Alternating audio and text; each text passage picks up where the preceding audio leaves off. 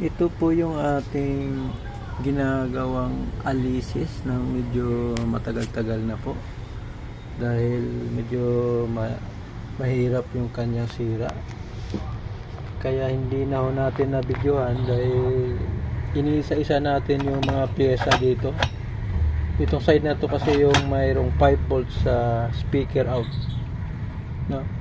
So natuntun natin yung kanyang sira kahit medyo matagal na. So nagpalit po tayo ng itong MPSA 13. Ayan. Tapos itong 4560 na IC. Ito po siya. Ayan. Dito po papunta yung yung feedback. Yung feedback galing dito na 5 volts nanggagaling dito, no? So ang ginawa ko na lamang muna dito ay hiniram ko dito sa kabila yung IC. Ito kasi ay gumagana at yun po ay napatunayan natin na sira po talaga tong IC nya, no? At naghanap tayo ng replacement dahil wala tayong mabili. So yung nag-fit sa kanya o yung nag-match ay yung 4558, no? Ito. Ayan po, 4558D. So far ay good condition na po siya. Power on natin.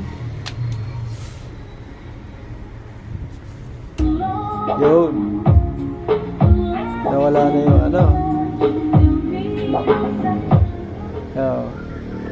ito yung good condition na hiniram natin yung IC na nilipat natin dito sa kabila. Tapos ang pinalit natin dito na instead of 456D ay 4560D ay 4558D ang nilagay natin. Okay. Tapos ayan sa kabila.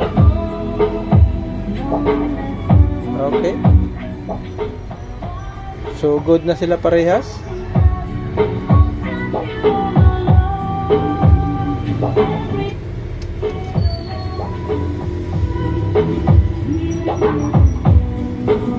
Okay. Sa awa ng Diyos, medyo matagal-tagal nating nagawa, pero kahit pa paano ay nagawa po natin. Thanks for watching, guys.